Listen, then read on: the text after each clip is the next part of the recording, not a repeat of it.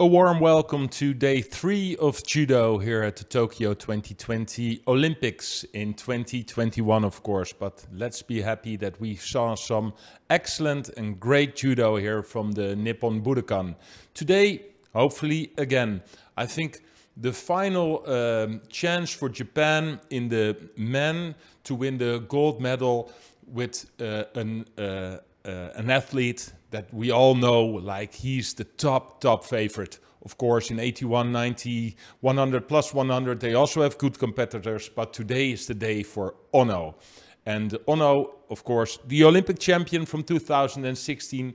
We did not see him many times in his career fighting, but when he comes, he always wins the gold. I think the last time he lost an actual fight was in 2014. But let's start with the women, 57 kilograms. This could be the day for Jessica Klimkait. We all saw this amazing battle between her and Deguchi. She's now the reigning world champion against Tamaoki. She's not here. But there are many more favorites today in the 57. Let's see who the favorites are.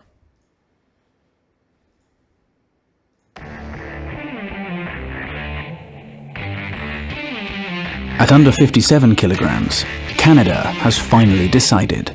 With the world number 1 and 2 both vying for one Olympic spot, the world waited for a decision. Krista Deguchi or Jessica Klimkait. Deguchi initially looked to be the favorite, having claimed the world title in Tokyo in 2019. But since judo's return in December 2020, Klimkait's form has been unquestionably strong. So it all came down to last month's World Championships. Which of these two incredible athletes could hold their nerve? With the coaching staff watching on, it was Deguchi who faltered, losing out to her old rival Tamaoki Momo in the semi-final by the narrowest of margins. The door was open for Klimkait, and she didn't hesitate, emphatically overcoming Jakova to reach her first world final. There, Tamaoki lay in wait, but could do nothing to stop Klimkait's charge. She sealed the world title and the Olympic place with one perfectly timed piece of footwork. Elation for Klimkait. But there will be a different Japanese challenger awaiting her in Tokyo. One that she knows well. Yoshida Tsukasa.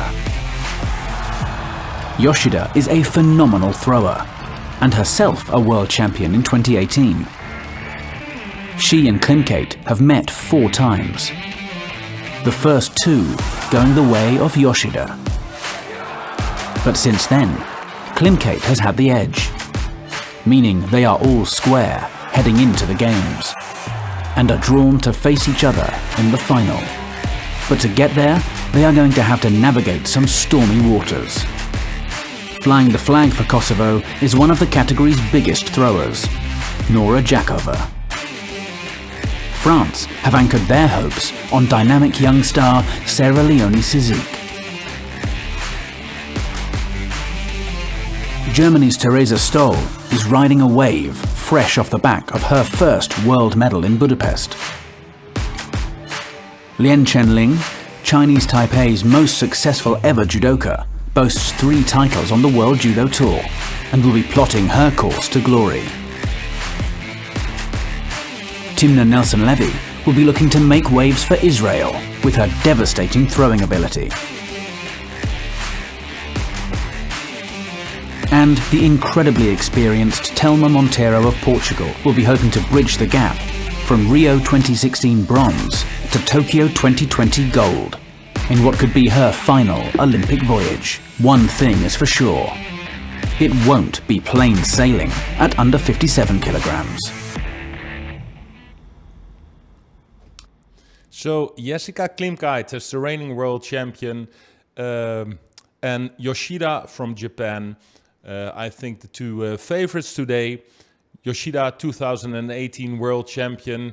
They already fought 4 times against each other. The last 2 times it was Klimkait, the winner. But before they are in the final, they have to beat some really strong opponents. Let's look at the draw. You can see Jessica Klimkait in the left corner, of course, as the highest ranked, the world champion. But she is in a block, and it's a strong European block. I see names like Monteiro, Thelma Monteiro, the European champion from 2021 and the Rio bronze medalist. So one of the stronger competitors from Portugal, but also Kata from Hungary, the European champion from 2020. They're all in this block. So for Jessica Klimkait, it will be quite a challenge to get into the semi-final. Then in the lower part, we see Sizik from France. She was really strong in 2021. She won a lot of medals this season, and that's why she's also the pick of France here at the Olympics. Kim, Teresa Stoll, Lipartogliani, some strong fighters, especially Teresa Stoll, also world bronze medalist in 2021, not so long ago. On the other side, there she is, Yoshida. Yoshida, she was the 2018 world champion, and as I said, she's the one that can beat Klimkait, but the last 2 times she lost against the Canadian. On that side, it's not only Yoshida, of course, who has a chance to get into the final. A few names to mention, it's Kyakova, the world bronze medalist at 2021, and also Dorshuren, 2017 world champion, and she won the Olympic silver against Rafael Silva. She's not here, of course, but it is Dorshuren who won the silver medal in Rio. And at this moment, the last few times I did not see her in her absolutely top form, but maybe she prepared really well for this Olympics. This is the 57 kilogram category. Let's see what will happen in the 73 kilo category for men.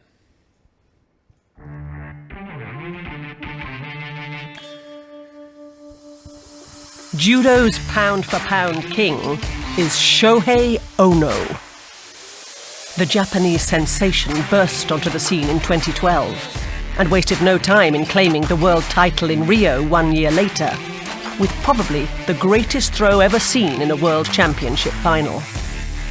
After a shock loss in 2014, he showed true greatness to bounce back in 2015, taking his 2nd world title. Just 12 months later in Rio, he went one step further, overcoming the brilliant Orujov of Azerbaijan to become Olympic champion.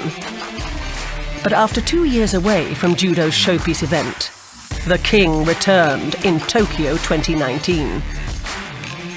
Ono was back with a vengeance and showed why he is already considered a true great. Blowing away a world-class field with power, speed, and an incredible variety of techniques. Surely it was his destiny to return to the top in Tokyo. Awaiting him in the final was a familiar face, Orujov, whose form suggested this time he might go all the way. But Ono was ruthless, condemning Orujov to a 3rd global silver with a sensational Uchimata. The crown was back where it belonged, and Ono's Olympic place confirmed. Ono next took to the World Tour Tatami in Germany 6 months later, dominating a world-class field to take the Dusseldorf title for an incredible 5th time. But since that moment, Ono has once again stepped back into the shadows. Orujov has taken his chance to emerge as the front-runner in Ono's absence. His ability to attack from nowhere and catch his opponents by surprise will give Azerbaijan hope that he can go one better than his silver in Rio. But perhaps it could be the 2018 world champion, An Chang-grim of Korea. He is a class act and is the only man present at the Games who has ever scored against Ono, albeit 6 years ago. Last month's World Championships saw Georgian hero Lasha Shavdatuashvili finally claim a world title, completing the trifecta of European, World and Olympic golds. Could he carry that form through to Tokyo? The man he overcame in the final, the ever-dangerous Tommy Macias, became the first man from Sweden to ever take a World Championship medal, silver. A huge result and a huge confidence boost at just the right time. And just behind them, Bilal Siloglu took a bronze for Turkey, signalling his intent for the Games. Mongolia's Sendotchir is a serial winner on the World Tour, and his thirst for victory could catapult him to Olympic stardom. Toha Butbul is a dangerous thrower. His style and panache gives Israel hope of a medal. And Canada's Artur Margelidon has spectacular throwing ability. Lying outside of the seeding is Italy's Rio Olympic champion at under 66 kilograms, Fabio Basile, who has dreams of once again causing a sensational upset. But it's not just him outside of the top 8. After a year and a half without competing, incredibly, Ono himself is not seeded, and therefore could face any one of the world's best in round 1. Nobody is safe. But Ono will have no fear. Can he retain the golden backpatch? Well, because of this one superhero in 73 kilograms with Ono, you almost forget how many strong fighters you have in this category. So, of course, Ono is the biggest favorite, but let's look at the draw. Orozhov, he was the silver medalist in Rio, and this man, I don't know what his relationship is with Japan, but he was a silver medalist against Ono in Rio, 2-time silver medalist at the World Championships, lost against Ono, lost against Hashimoto. If there wouldn't be Japanese fighters, he was the absolutely top favorite as well. But what a first fight he has. The first fight against Mogushkov from the Russian Federation. I don't know why they picked Mogushkov. They have a few good fighters in the 73. From this point, now it's day 3. The Russians, they don't have a really good Olympics at the moment. Will Mogushkov be the one? First of all, he has to beat Orozhov then. He's the 2 times bronze medalist at the World Championships, but the first time he won a medal at the World Championships is already a decade ago. I think he's 33 or something. This will be his last chance of winning a medal at the Olympics. On that side, Ono. So they have to face him in the quarterfinal, but Ono has to get into this quarterfinal. There's one guy in this block that I really like, and that's Siloglu from Turkey.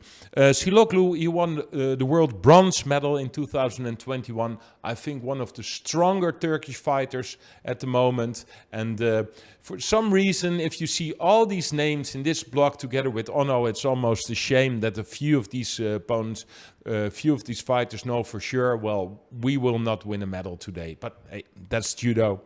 In the lower half, we have Tommy Macias, who won the silver medal at the World Championships 2021. He was the one beating Hashimoto, and in the final, of course, lost against the Georgian, Shavdatuashvili. Later on, we talk about him.